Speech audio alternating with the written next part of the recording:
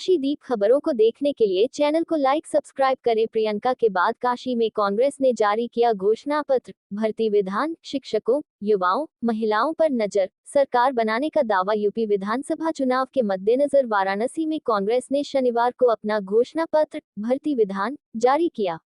इसे जारी करते हुए कांग्रेस के पूर्व सांसद राजेश मिश्रा ने कहा कि हमने अपने मैनिफेस्टो को युवाओं से बात करते हुए तैयार किया है।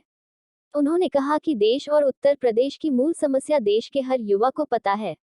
पूर्व विधायक अजय राय ने कहा कि युवाओं के लिए कांग्रेस के पास खोखले शब्द नहीं बल्कि एक रणनीति है। युवाओं को हम रोजगार कैसे देंगे, इसकी जानकारी घोषणा पत्र में है। हमने यूपी के युवाओं से बात करके उनके विचार इसमें शामिल किए हैं। कांग्रेस प्रवक्ता संजीव सिंह ने कहा कि उत्तर प्रदेश में हर 24 घंटे में लगभग 880 युवा रोजगार खोते हैं। भाजपा के पिछले 5 सालों के शासन में लगभग 16 लाख युवाओं ने रोजगार खोया है। कांग्रेस नेता ने कहा कि भारत को एक नए विजन की जरूरत है।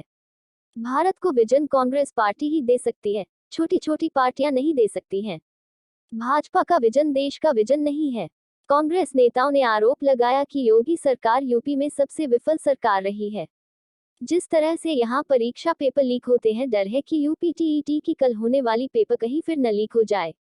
गौरतलब है कि मदागिन स्थित कांग्रेस कार्यालय पर प्रेस वार्ता कर यह जानकारी देते हुए कांग्रेस नेताओं ने कहा कि रोजगार छोटे और मीडियम व्यवसाय से आते हैं, रोजगार बड़े बड़े व्यवसाय से कम आता है। भाजपा की नीति छोटे व्यापारियों को खत्म करने की है।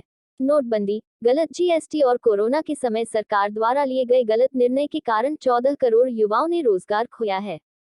कांग्रेस ने दावा किया कि युवा कांग्रेस के घोषणा पत्र पर भरोसा करेंगे और इस बार पूर्ण बहुमत की सरकार बनने जा रही है।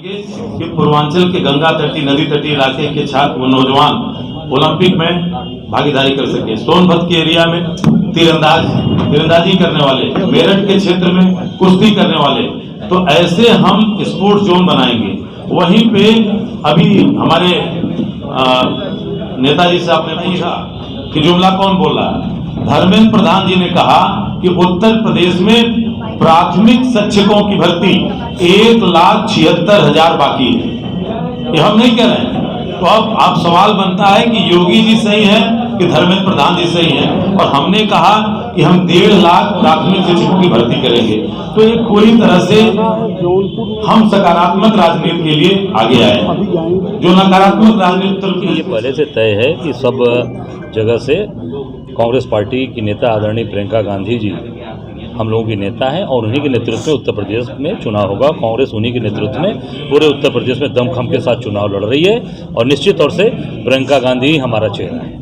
रोजगार पर जोर दिया गया, शिक्षा पर जोर दिया गया। शिक्षा के बजट को 13% से अधिकतम बताया गया। कोई ऐसा पैमाना नहीं बताया गया 13% से कितना परसेंट अधिक होगा। तो ऐसा क्या है, मतलब रिसर्च पूरी तरीके से नहीं हुआ है घोषणा पत्र के लिए? देखिए, जो चीजें उसमें है ये नहीं कि उसको वो फुल स्टॉप माना जाएगा।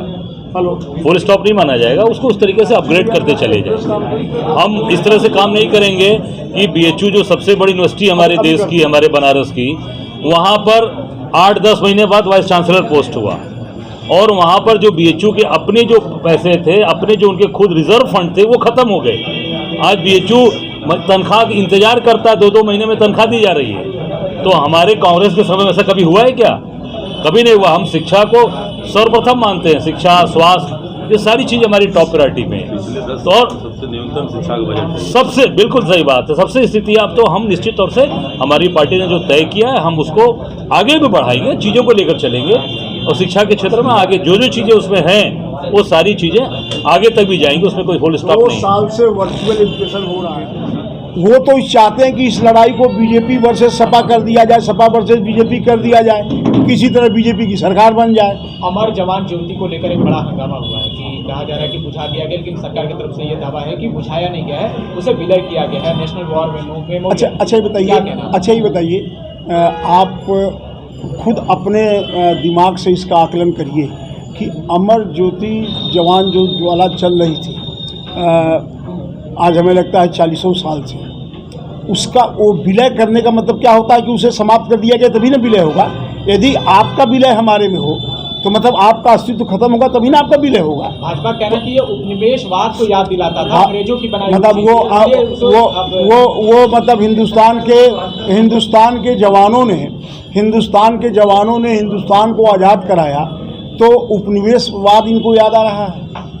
उसे किसने स्टार्ट किया था? श्रीमती इंदिरा गांधी जी ने स्टार्ट किया था। तो श्रीमती इंदिरा गांधी ने स्टार्ट किया था तो क्या हुआ, अंग्रेजों की प्रधानमंत्री थी क्या? उस समय देश आज़ाद नहीं हुआ था क्या? देखिए ये सब चीज़ें कुछ भी ये लोग कह दें, ये सब इनका जो है नाटक है।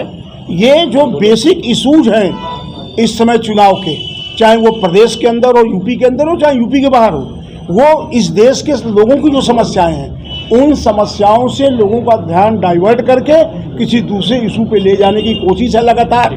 जो इस तरह के इनके बयान हैं, इनकी कोशिश ये होती है कि कोई बेरोजगारी पे बात न करे, कोई महंगाई पे बात न करे, कोई अपराध पे बात न करे, कोई व्यापारियों की समस्याओं के बारे में न बात करे, कोई किसानों की समस्या के बारे में न बात करे। तो आप कुछ भी करिएगा लेकिन ये सवाल उठेंगे, क्योंकि जब हमारे पेट का सवाल है तो सारी चीज़ें गौड़ हो जाएंगी। और आज लोगों के पेट का सवाल है। राहुल गांधी को क्यों पीछे किया जा रहा है? राहुल गांधी जी पीछे नहीं है। राहुल गांधी जी देश के नेता हैं। 5 प्रदेशों में चुनाव हो रहा है, उनको हर प्रदेश के चुनाव में जाना है, हर प्रदेश के चुनाव को संचालित करना है। और उसमें एक यूपी भी है। यूपी प्रियंका जी हैंडल कर रही हैं, यहाँ भी वो राहुल जी आते जाते रहेंगे। लेकिन बाकी जो 4 प्रदेश हैं वो प्रदेश भी ज़्यादा महत्वपूर्ण है ना। और संयोग ये है कि चारों जगह लगता है कांग्रेस की सरकार बनने जा रही है। अभी से मैं बोल रहा हूँ। तो सिद्धार्थनाथ सिंह ने एक टिप्पणी की है कल, प्रियंका गांधी ने जिस तरीके से बोला यूपी में चेहरा है, उन्होंने कहा कि खुद को इन्होंने मुख्यमंत्री का दावेदार बता दिया और सुबह होते ही अपना बयान वापस ले लिया। देखिए सिद्धार्थनाथ जी पहली बार MLA हुए हैं 25 और मंत्री हो गए, कैबिनेट मंत्री हो गए। अब इस बार दोबारा वो चुनाव जीत पाएंगे कि नहीं पाएंगे, अभी उसमें भी शंका है। स्वास्थ्य मंत्री से हटा दिए गए थे। कोरोना पीरियड में स्वास्थ्य मंत्री से हटा दिए गए थे। जब कोरोना का प्रकोप था पूरे प्रदेश में तो उन्हें स्वास्थ्य मंत्री के पद से हटा दिया गया था। तो वो प्रियंका गांधी जी की बयान पे टिप्पणी कर रहे हैं। प्रियंका गांधी जी ने कल भी ये नहीं कहा था कि मैं मुख्यमंत्री का चेहरा हूँ। उन्होंने ये कहा था कि मेरे चेहरे पे चुनाव हो रहा है, आप देख नहीं रहे हैं क्या? तो अब इसको किसी मीडिया ने ये कह दिया कि ये मुख्यमंत्री का चेहरा अपने घोषित कर रही हैं, किसी ने कहा नहीं कर रही हैं। तो उसे उन्होंने क्लियर किया कि मैं मुख्यमंत्री का चेहरा नहीं मैंने कहा है। तो इसमें क्या गलत किया है? जो तमाम ओपिनियन पोल हैं वो ये कह रहे हैं कि कांग्रेस लड़ाई में है ही नहीं। तो ये घोषणा जो पत्र आ रहा है, क्या ये युवाओं में और वोटर्स में भरोसा पैदा कर सकता है? देखिए ऐसा है ना कि अभी जो सर्वे आ रहे हैं, आपने पिछले चुनाव में भी तमाम सर्वे देखे होंगे, किसी भी चैनल का सर्वे परफेक्ट नहीं होता। अभी आप किससे सर्वे कर रहे हैं? अभी वोटर लिस्ट तक फाइनल नहीं है और चैनल वाले सर्वे करके रिजल्ट बता दे रहे हैं। अभी वोटर लिस्ट कैंडिडेटों को नहीं मिला है। अभी वोटर लिस्ट निर्वाचन आयोग में पूरी नहीं छपी है। अभी नए वोटर बनने की प्रक्रिया चल रही है और सर्वे करके लोग रिजल्ट बता दे रहे हैं, सरकार बना दे रहे हैं। तो आप खुद कल्पना करिए कि क्या ये सही है क्या? ये चीज़ें आती हैं जब चुनाव 2-3 दिन रह जाएगा, वोट पड़ने को रह जाएगा, तो आप आइडिया लगा सकते हैं कि कौन जीत सकता है, कौन हार सकता है, किसकी लड़ाई नेक टू नेक है, तब आप आइडिया लगा सकते हैं। अभी तो एक हवा है, अंदाज है। और अभी आप सब तो हमारे भाई हैं, छोटे भाई हैं, मैं नहीं वो कर रहा हूँ, लेकिन जो आपके मालिक